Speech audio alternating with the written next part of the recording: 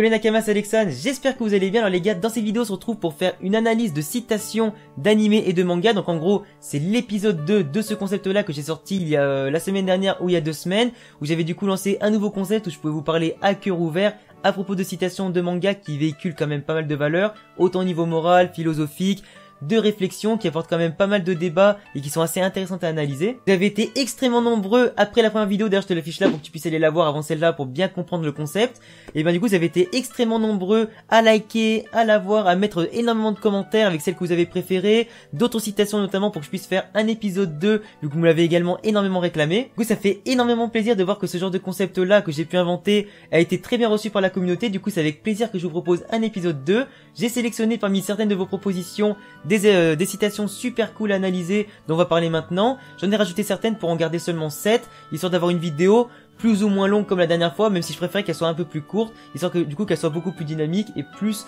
on va dire, diversifiée et intéressante. Du coup, bien évidemment, tout comme l'épisode 1, n'hésite pas à me dire en commentaire à la fin de la vidéo quelles sont les citations que j'ai pu dire dans cette vidéo-là qui t'ont le plus intéressé, qui t'ont le plus marqué, du moins si tu les connaissais déjà ou pas. Et du coup ça, tu pourras peut-être me rajouter également d'autres citations à valeur morale, philosophique, ou du moins celles qui t'auront marqué, qui peuvent être intéressantes à analyser pour moi en vue d'un épisode 3. Du coup c'est parti les amis pour l'épisode 2 des analyses des citations de manga et d'anime. Mes actes sont le reflet de mon rêve, Ténia, My Hero Academia. Alors en général vous connaissez tous My Hero Academia, j'ai pas forcément vous faire un résumé parce que c'est pas le but de cette vidéo là. En gros Ténia c'est surtout un personnage qui est très adroit et surtout très à cheval sur le respect, sur les droits, les normes, les valeurs, les règles, sur les règlements. Il est vraiment très à cheval sur tout ce qui est vraiment l'autorité, le respect d'autrui, la solidarité. Vraiment c'est vraiment le très bon camarade que tu peux avoir en classe et vraiment le personnage à mon avis sur qui tu pourrais compter en cas de pépin, tu vois. Et en gros c'est une personne qui a vraiment envie de prouver aux autres qu'il est capable de devenir également un très bon héros. Il a également très envie de montrer à son frère qu'il peut prendre la relève, montrer à ses parents que tout le monde peut être fier de lui, qu'il peut vraiment être utile autant à la société qu'à lui-même, qu'à sa famille également, qu'à ses amis. Et en gros, il fait partie des gens qui, certes, parlent beaucoup, mais qui mettent surtout des actes sur leurs paroles pour justement illustrer leurs propos, montrer que ce ne sont pas que des paroles en l'air et vraiment que leurs actes suivent leurs paroles et que vraiment leurs ambitions, leurs objectifs sont bien réels et qu'elles méritent justement d'exister à travers leurs actes plus que leurs paroles. Du coup en fait ça revient à dire un petit peu ce que j'avais dit dans la première vidéo, c'est que vraiment le plus important les gars c'est de mettre des actes par-dessus vos paroles, parce que vous voulez devenir notamment on va dire sportif professionnel, que tu veux justement atteindre un certain grade dans une carrière professionnelle, que ce soit autre que le sport, hein, je parle vraiment, ça peut être n'importe quoi, dans le management, ça peut être notamment, ça peut être dans quoi, enfin dans tout ce que tu veux, peut-être si tu veux devenir avocat, pompier ou n'importe quoi, et ben le plus important, autre que ton ambition, autre que tes rêves, autre que tes objectifs, c'est de mettre surtout des actes pour travailler, pour justement atteindre tes objectifs et les réussir. Parce qu'au final, à la fin de ta carrière ou même à la fin de ta vie, ce qui comptera le plus ce sont pas tes paroles mais tes actes, et c'est justement à la fin des actes que tu pourras faire justement le bilan, voir ce que tu as accompli, voir ce que malheureusement tu n'as pas pu accomplir pour des raisons X ou Y, mais justement le but c'est qu'à la fin, même si tu as des raisons quelconques, à la fin il faut faire le plus possible pour atteindre tes objectifs, remplir le plus possible pour ne pas avoir de regrets à la fin. Donc retenez bien ça, les actes avant les paroles, ou du moins si tu veux mettre des paroles, mais y toujours des actes pour illustrer ce que tu fais, parce qu'à la fin c'est toujours les actes qui resteront dans les mémoires et non pas les paroles. Quand croyez-vous qu'un homme meurt? Quand il se prend une balle en plein cœur? Non. Quand il est atteint d'une maladie incurable? Non. Quand il a avalé une soupe de champignons vénéneux? Non. Un homme meurt lorsque son souvenir tombe dans l'oubli. Dr. Iluluk, One Piece. Alors One Piece, à mon avis, vous comme moi, ça a toujours été une œuvre qui vous aura peut-être marqué par certaines valeurs philosophiques, morales, avec quand même pas mal de citations, des personnages au background et au passé super lourds, qui ont chacun eu des histoires assez intéressantes à découvrir, qui ont été vraiment assez touchantes justement à découvrir pour certains. On peut justement laisser en dehors de leurs paroles, certains actes qui ont fait que leurs souvenirs restent impérissables aux yeux de certains et surtout aux yeux de leurs proches. Justement l'autre jour quand j'étais posé chez moi, parce que oui là je te raconte ma vie, en gros j'étais posé chez moi devant Netflix et tout ça, et même je cherchais un animé à regarder, j'en ai pas forcément trouvé, et du coup j'avais envie de regarder les derniers Disney, notamment Coco. Du coup le dernier Disney qui est Coco, c'est un animé qui se base à la base sur la fête des morts au Mexique, où du coup tu vois que certaines personnes qui sont mortes finissent en squelette dans le monde des morts, et du coup ils peuvent rendre visite durant la fête des morts aux vivants, enfin entre guillemets leur rendre visite parce que eux, les vivants ne les voient pas, mais eux les voient très bien, et justement ils peuvent subsister à travers le souvenir des gens qui sont vivants et qui continuent de se souvenir justement des gens de leur famille, des gens proches qui sont morts et qui sont justement de l'autre côté de la frontière de la vie et de la mort. Du coup les personnes mortes qui vivent dans le monde des morts, comme tu l'auras compris, finissent également par disparaître si les personnes vivantes les oublient totalement, ou du moins si les souvenirs ne subsistent plus à propos d'eux. Et du coup, c'est vraiment un parallèle que j'ai fait avec cette citation-là de One Piece, c'est que même avec toutes les paroles que tu as pu faire, avec tous les actes que tu as pu faire au monde, s'il n'y a plus personne pour se souvenir de toi, alors oui, dans ce cas, toi, tes souvenirs et tous tes actes et tout ce que tu as vécu seront bien morts. C'est pour ça les amis, il faut vraiment chérir tous ceux qui vous sont chers, que ce soit des potes, des amis, vraiment toutes les personnes qui vous sont proches de vous. Laissez vraiment le souvenir de qui vous êtes réellement. Ne vous vendez pas comme une autre personne, vraiment montrez-vous toujours comme vous-même, montrez-vous vraiment comme la personne que vous êtes réellement. Laissez le souvenir qui est de vous, qui est vraiment le véritable vous, aux gens qui vous sont chers, qui resteront toujours à vos côtés, des amis, des proches, vos familles, enfin voilà, vous m'avez compris. Et vraiment le pire truc qu'il y a dans ce monde, les amis, c'est l'ignorance et vraiment l'abandon des souvenirs et vraiment être indifférent par rapport aux autres. Parce que moi je l'ai toujours dit, peu importe le domaine, par rapport à ce que je pense, par rapport à ce que je dis ou quoi, je préfère être aimé ou détesté que vraiment être dans l'indifférence, que les gens vraiment pensent que je suis totalement, comment on appelle ça, totalement inexistant, parce qu'il n'y a rien de pire les amis comme sentiment humain que d'expérimenter l'ignorance. Parce que quand on va bien, quand on va pas bien, etc., on aime forcément être aimé de quelqu'un, on aime forcément parler à des gens, on aime vraiment partager des moments qui nous sont chers avec d'autres personnes, et malheureusement si tu tombes dans l'ignorance, forcément tu vas te retrouver tout seul, tu n'auras pas de gens à qui parler, des gens vers qui te tourner. Donc si les gens commencent à t'ignorer, te laisser de côté, voir totalement une inexistence par rapport à toi, ne plus faire attention à toi, tu vas finir par tomber dans l'oubli et totalement ne plus exister aux yeux des personnes. Alors en général, si c'est des personnes dont tu t'en bats totalement la race, là à la limite tu t'en fous, mais si c'est des personnes à la base qui t'étaient chères, ça serait quand même con de t'engueuler avec eux, de mettre trop ta fierté en avant et du coup ne pas leur pardonner ou du coup les laisser s'éloigner au profit justement de l'ignorance, de l'indifférence. Et du coup c'est vraiment important les amis de vraiment profiter de chaque instant avec les gens, laissez vraiment un souvenir de vous qui sera peut-être impérissable dans les souvenirs des gens, que ce soit vos proches, vos amis, etc. Faites en sorte que tout le monde se souvienne de vous par vos actes, par votre personnalité qui sera bienveillante, vos actes et tout ça. Et en cas d'ignorance de certaines personnes, vous pourrez toujours vous réfugier dans les bras de quelqu'un d'autre ou du moins pour trouver de l'aide chez quelqu'un d'autre. Continue ta route, observe le monde de tes propres yeux et alors peut-être qu'à la fin de ton voyage, tu parviendras à une conclusion différente de la nôtre. Rayleigh. Alors là c'est aussi une très belle citation de One Piece où justement t'avais Rayleigh, du coup c'était il me semble le bras droit de Goldie Roger, tu vois, donc en gros vraiment un grand pirate respecté, un grand homme qui a vraiment eu du vécu dans le monde de One Piece, qui a pu parcourir le monde de long en large, qui lui a échappé à l'exécution du coup de Gold Roger et de son équipage. Il a pu rester en vie, justement mener à bien sa propre vie, prendre une retraite tranquille on va dire. C'est lui qui a entraîné Luffy avant d'arriver dans le nouveau monde. Il est vraiment, c'est à ce moment-là du coup qu'il lui a donné cette citation là, qui lui a donné ces paroles là. Et en fait c'est vraiment le fait que dans le monde tu peux très bien avoir la même trajectoire que quelqu'un, tu peux vraiment suivre les pas de quelqu'un, avoir vraiment la même trajectoire, les mêmes comment dire, les mêmes façons de faire, etc., le même chemin, mais finalement tu n'arriveras pas forcément à la même conclusion, tu vas pas voir et vivre surtout les aventures et surtout vivre les instants présents de la même façon. T'as chacun sa propre façon de penser, chacun sa propre liberté d'opinion, de penser, d'assimiler les choses, de les appréhender, de les comprendre et surtout de les interpréter. Et c'est pour ça que chacun, même si t'as le même parcours, par exemple les mêmes études qu'une personne, c'est bien pour ça qu'à la fin tu vas avoir peut-être des chemins qui vont se séparer, parce que à la fin tu n'auras pas eu la même interprétation, tu n'auras pas eu la même compréhension, ni les mêmes envies, la même attache, ni rien. Et du coup, c'est pour ça qu'à la fin, les personnes finissent par se séparer, finissent par se rejoindre à un certain point, parce que finalement, tu n'auras pas eu la même vision des choses, la même vision du monde, ni la même vision de tout ce qui peut t'entourer dans ce monde-là. Parce qu'au final, chaque personne non seulement est unique, mais en plus elle vit des choses qui sont uniques, qui n'ont pas la même valeur à ses yeux que ça peut être chez le voisin notamment. Et du coup, chacun peut vivre les choses à sa façon, que ce soit un voyage, une expérience. Du coup, ne vous basez pas forcément sur les on-dit machin. Faites-vous d'abord votre propre expérience, profitez justement de pouvoir faire cette expérience-là, forgez-vous votre propre opinion, votre propre avis sur cette chose-là, gardez ce que vous avez à garder, jetez ce que vous avez à jeter, mais du moins vous avez fait votre propre avis, n'écoutez pas forcément ce qu'on vous dit, etc., les a priori, tout ça, forgez-vous votre propre opinion, interprétez-la à votre façon, comprenez-la à votre façon, et à la fin vous aurez du coup votre propre avis, votre propre aventure de fête, et qui sera peut-être différente de celle du voisin et celle d'un autre. Parfois, il faut savoir regarder en bas, car un être supérieur peut se trouver juste à nos pieds. Luxus Fairy Tail. Ah, c'est une citation du coup qui vient d'un manga et d'un personnage aussi que j'aime beaucoup, donc Fairy Tail avec bien sûr le personnage de Luxus. Là c'est une citation que j'aime énormément du coup rapprocher autant dans le monde du sport que sur YouTube par exemple, parce que on va dire que sur YouTube, tout est jugé, on va dire, par les chiffres, que ce soit par le nombre de vues sur les vidéos, le nombre d'abonnés qu'un youtubeur peut avoir. Certaines personnes auront tendance à sous-estimer un youtubeur qui a pas beaucoup d'abonnés et trop surestimer un mec qui a trop d'abonnés justement, alors que justement c'est exactement ce qu'il ne faut pas faire. Un mec qui a moins de vues ou moins d'abonnés peut être largement meilleur en termes de de prestance, en termes d'éloquence, en termes de charisme, en termes de montage, en termes de travail, de taf, de qualité, tout ce que tu veux, par rapport à un youtubeur qui aura peut-être 1 million d'abonnés, qui en aura du coup beaucoup plus, et qui fera sûrement un travail bâclé, mais qui aura su toucher un public, qui préfère peut-être la moins bonne qualité, et qui préfère des vidéos moins travaillées, mais peut-être plus divertissantes, ou du moins qui touchent un plus large public. Du coup, c'est pour ça que moi j'ai des potes qui sont youtubeurs, qui ont beaucoup moins d'abonnés que moi, que je ne prendrai jamais de haut, parce que je sais très bien qu'ils sont largement meilleurs que moi, en termes de montage, ou en termes d'autres choses, en termes d'humour et tout ce que tu veux, et c'est des mecs, justement, grâce à eux, j'ai pu justement peut-être apprendre d'eux, me développer encore plus grâce à eux, récupérer peut-être de certains apprentissages, certains trucs qui étaient peut-être mes points faibles à la base, certains points que j'aurais pu améliorer, que j'ai pu améliorer grâce à eux. D'ailleurs, mes potes, je vous remercie, à mon avis, certains d'entre vous, vous allez vous reconnaître.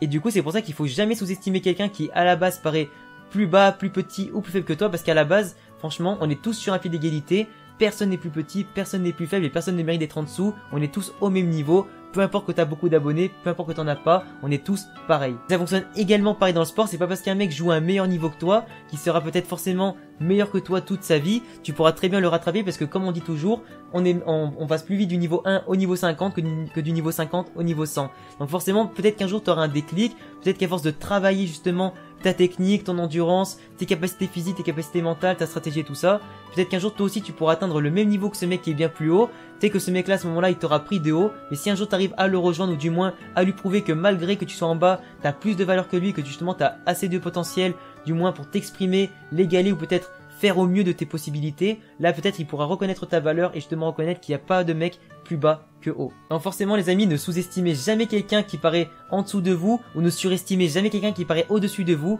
On est tous humains, on a tous 2 bras, 2 jambes, une tête, 2 yeux, enfin on est tous pareils, on a tous les mêmes possibilités, on a tous le même potentiel, il suffit juste de travailler, de donner du sien, comme je l'ai dit au début de la vidéo, les actes sont le reflet de vos rêves, si vous mettez du vôtre, si vous faites les actes qu'il faut pour mettre les actes devant les paroles, vous pourrez réaliser vos objectifs et ne pas surestimer les autres ni les sous-estimer. Être faible n'est pas une honte, mais le rester l'est. Kuroko Basket. Ça rejoint un petit peu justement ce que j'ai dit avant, entre la citation de Tenya et la citation de Luxus. Être faible, déjà pour moi, être faible, c'est pas quelque chose justement qui est honteux, parce qu'on est tous, comme j'ai dit, on part tous dans un domaine précis au niveau 1, et justement si on y met du sien, on pourra tous monter aussi au niveau 50 et au niveau 100, on pourra tous devenir forts un jour, parce que de base on est tous forts, on est tous capables d'être forts, autant dans la tête que dans le physique. Il suffit juste de, de s'ouvrir un petit peu plus au monde, de prendre les choses peut-être un peu, avec beaucoup moins de sérieux peut-être sur certaines choses, prendre un peu moins certaines choses à cœur, s'ouvrir un peu plus, devenir peut-être plus ouvert d'esprit à certains moments sur certains domaines, peut-être devenir beaucoup plus fort, peut-être avec beaucoup plus déterminé sur certains points, et peut-être que là à ce moment-là on pourra peut-être passer de la case faible à fort, même si pour moi un faible n'existe pas et qu'on peut tous devenir fort du jour au lendemain avec un peu de volonté et de détermination. Pour moi les gens qui trouvent les autres faibles en fait c'est juste parce qu'ils voient chez l'autre peut-être une personnalité plus timide, peut-être moins avenante, peut-être une personnalité qui se mettra peut-être moins en avant. Et les gens pour moi qui sont peut-être plus timides, qui se mettent moins en avant que les autres, c'est pas du tout qu'ils sont faibles, c'est des gens qui sont plus timides, plus réservés tout simplement, et qui ont pas envie d'attirer la lumière à eux, et qui sont très bien là où ils sont. Du coup, peu importe que tu sois timide, extravagant, que t'as envie de te montrer, grande gueule, petite gueule ou tout ce que tu veux, si t'es comme t'es, accepte-toi, et justement, ce n'est pas pour ça que tu seras faible, c'est justement parce que t'as envie de rester comme tu es. C'est comme quelqu'un, par exemple, qui aime pas forcément la bagarre, qui a pas forcément envie de faire du mal à quelqu'un pour se défendre ou quoi, qui préfère encaisser plutôt que de donner des coups, cette personne-là sera pas faible justement, elle sera forte parce qu'elle aura pas répondu par la violence, elle aura vraiment réagi avec intelligence et elle sera vraiment restée à sa place avec en mode l'encaissement des coups, elle aura réfléchi avant les autres, elle aura pas justement été en tort, et c'est justement cette personne-là qui pour moi est forte. Et puis de toute façon, si t'es abonné à ma chaîne, t'es un vrai Nakama, t'es un bro, t'es le sang de la veine, t'es le sang, t'es le S comme on dit, donc t'es pas faible, tu ne peux que être fort. Dans certaines situations, il n'y a pas de bon ou de mauvais choix. J'ai fait celui que je regretterai le moins, Levi, Shingeki no Kyojin. Voilà, c'est une très belle citation qu'on a eu je crois dans la saison 2 ou la saison 3, justement la nouvelle saison 3 de Shingeki no Kyojin, avec du coup Levi Ackerman qui est vraiment un personnage hyper badass, qui casse des boules tellement il est charismatique, tellement il est super puissant, tellement il envoie du pâté lorsqu'il le bat avec les titans, les humains, etc. Et tellement il montre un petit peu sa prestance aux yeux des autres, et tellement il peut s'imposer, tu vois. Et en fait à un moment il dit que dans certaines situations il n'y a pas forcément de bon ou de mauvais choix, ça dépend vraiment de l'interprétation que tu peux faire d'une situation. Certaines personnes feront peut-être le choix de la facilité, d'autres prendront un chemin peut-être un petit peu plus compliqué en apparence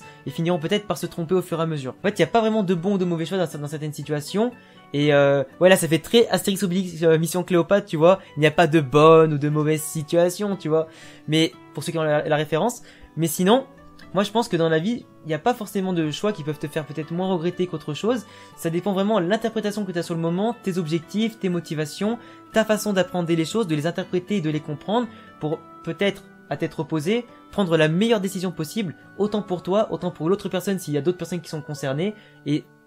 ça peut pas forcément être un bon choix pour tout le monde, ni un mauvais choix pour tout le monde. Il y aura forcément des bons et des gagnants et des perdants plutôt, et forcément des bons et des mauvais choix qui entraînera peut-être des bonnes et des mauvaises conséquences. Il faut savoir que du moment que quelqu'un d'autre est impliqué dans le choix que tu vas faire, il y aura forcément des gagnants, des déçus, des contents. Tu pourras pas satisfaire tout le monde. Donc forcément, c'est un petit peu ce que Levi disait, c'est que peu importe la situation que je prends, enfin du moins peu importe le chemin que je vais prendre pour résoudre la situation et mon problème, il y aura forcément des contents, des mécontents, des pertes, des réussites, et malheureusement, tu peux pas tout avoir. Et du coup c'est un petit peu ça, t'auras des bons, des mauvais choix, c'est un petit peu le karma de la vie. T'as des choses qui sont là pour un petit peu contrebalancer le reste, et ça se passera toujours comme ça de toute façon. En gros, fais en sorte vraiment à tête reposée d'analyser froidement la situation, de peser le pour et le contre, et vraiment de regretter un minimum. Les mots sont aussi tranchants que des couteaux si vous les utilisez maladroitement, ils deviennent des armes extrêmement dangereuses. Quand on croit percevoir les sentiments d'autrui, il faut les manier avec précaution, et ce, quelle que soit la personne que l'on a en face de soi. Shinichi Kudo, Détective Conan. Alors là les amis, on a une citation d'un manga que j'adore par-dessus tout, surtout un personnage que j'adore par-dessus tout, Shinichi Kudo, qui a du coup vécu énormément de choses dans cette histoire-là, que ce soit la vision des meurtres, les enquêtes, il a eu un passé quand même assez lourd, il a découvert énormément de choses dans sa vie, il a eu énormément de choses à réaliser, tout ça. C'est un personnage qui est super intelligent, qui a pu découvrir vraiment, enfin qui a pu faire pas mal d'expériences, qui a pu voyager un maximum, qui a pu se faire ses propres interprétations des choses, qui a vraiment compris énormément de choses, véhiculé quand même pas mal de valeurs, tu vois. Et en fait, il a tout à fait raison dans le sens que les mots sont limite plus tranchants qu'une arme blanche, parce que c'est vraiment les mots qui peuvent plus blesser le cœur qu'une blessure physique. Des fois, ça arrive que dans une dispute avec quelqu'un, par exemple, tu vas avoir des mots qui seront peut-être un peu plus au-dessus des autres, qui risquent peut-être justement de piquer la personne à vif, de la blesser profondément plus que tu ne le croiras, parce que forcément toi t'étais sous le coup de la dispute, de la colère et tout ça, t'as dit un mot peut-être que tu pensais pas, qui était peut-être beaucoup trop fort, et au final la personne va se retrouver carrément blessée et t'en vouloir à mort. Dans ma première vidéo du coup sur les citations, j'avais dit qu'on peut rire de tout par exemple avec n'importe qui, du moment, et là j'insiste vraiment beaucoup, du moment que tout est fait dans le respect de l'autre. C'est forcément tu vas pas te moquer d'un handicap, de quelqu'un, tu vas pas te moquer d'une condition, d'une situation qui est vraiment assez fâcheuse et qui a pu lui arriver, tu vois. Faut vraiment le faire avec respect. Tu peux parler de tout avec légèreté avec n'importe qui, tu vois. Du moment que c'est fait avec respect, dans les normes et les valeurs des choses, que tout est fait en parfait accord, tu vois. Parce qu'il y a certaines personnes malheureusement qui vont faire genre c'est ton pote ou quoi, ou qui vont justement prendre certaines personnes pour leurs potes, leur balancer 2-3 piques alors que justement tu ne les connais ni d'Adam ni d'Ève. Tu connais pas ni leur personnalité, ni leurs avis, ni leurs opinions, ni rien du tout. Tu connais pas du tout leur vécu, donc tu peux pas te permettre de juger, ni de balancer des phrases comme ça, ni vu ni connu. Du coup, c'est pour ça, les amis, faites vraiment très attention quand vous vous adressez à quelqu'un, que ce soit quelqu'un que vous connaissez, quelqu'un que vous connaissez pas ou quoi. Si c'est quelqu'un que vous connaissez à peu près toutes les étapes qu'il a vécues dans sa vie, entre guillemets, son passé, son background. Vous connaissez toutes les périodes un petit peu sombres de sa vie, etc. Si vous connaissez super bien. Donc faites super attention à ne pas blesser ces gens-là, à ne pas en faire trop en voulant peut-être trop rigoler en faisant une blague de trop qui pourrait ne pas passer. Et faites encore plus attention avec les gens que vous ne connaissez pas parce que vous ne connaissez pas leur vécu, vous connaissez rien du tout. Eux aussi inversement ne connaissent pas votre vécu. Eux aussi à mon avis font assez attention en général à ce qu'ils vous disent. C'est pour ça qu'en général si vous êtes plutôt vexé parce que quelqu'un que vous ne connaissez pas vous a dit un truc totalement venu d'ailleurs, que peut-être que vous avez mal pris parce que forcément il y a eu un petit peu, comment on appelle ça, un petit litige dans les propos, il n'y a pas forcément eu de vérité, ou alors c'est peut-être une vérité qui vous blesse, mais comme l'autre ne vous connaît pas, il ne peut pas mesurer un petit peu l'étendue de la gravité de ce qu'il a dit, ni à quel point ça peut vous toucher, ni l'interprétation que vous avez pu en faire en fait. Surtout que des fois en parlant d'ambiguïté, certains mots peuvent justement rebondir sur d'autres choses, peuvent peut-être justement porter à confusion, donner lieu à quelques quiproquos qui peuvent être évités, qui peuvent justement éviter certaines blessures morales qui peuvent être assez importantes et voire plus qu'une blessure physique. En général, c'est pour ça que dans les reportages on voit des gens par exemple qui font peut-être, comment on appelle ça, des burn-out, qui font des dépressions et tout ça, parce que des fois elles ont traversé des choses à propos de certaines personnes qui leur ont dit des choses extrêmement méchantes, extrêmement, comment dire, qui les ont pris à cœur et qui justement les ont totalement blessés plus qu'une blessure physique. Du coup, je me répète une dernière fois à propos de ça pour terminer la vidéo. Faites extrêmement attention aux mots que vous employez avec la personne avec qui vous parlez, si vous la connaissez ou pas. Faites très attention surtout, maniez tout ça avec, comment dire, pas forcément avec légèreté ni avec rigueur, tout ce que tu veux. Faites-le vraiment dans le respect, avec vraiment toutes les valeurs qui sont les vôtres, votre personnalité comme ça. Si la personne en face de vous comprend ce que vous voulez vraiment dire, tant mieux. S'il y a ambiguïté, exprimez-vous clairement, soyez en sorte d'être très clair pour éviter tout problème, tout quiproquo et tout malaise. Et voilà les gars, en tout cas c'est tout pour cette vidéo des analyses, des citations. J'en ai analysé 7 qui sont vraiment très belles avec pas mal de valeurs philosophiques, morales et tout ce que tu veux, avec pas mal de messages qui sont très importants de véhiculer dans les vidéos. Je comptais à la base faire une vidéo plus courte que la première. Là, je pense que au vu des temps que j'ai mis, elle devrait être aussi longue, voire à peu près. Donc bon, j'espère en tout cas qu'elle sera assez intéressante, que vous la verrez en tout cas jusqu'au bout. Si c'est le cas, tu peux mettre un gros pouce bleu si t'aimes ce concept-là. Dis-moi en commentaire si tu veux bien sûr un épisode 3 avec d'autres citations. Dis-moi celle que t'as préférée. Dis-moi également celle que t'aimerais voir dans mes autres vidéos pour que je puisse les analyser si elles sont assez intéressantes à ce niveau-là. Tu peux t'abonner à ma chaîne bien sûr si t'aimes mon contenu. T'as tous mes réseaux sociaux en description et à bientôt pour une prochaine vidéo. Ciao les gars.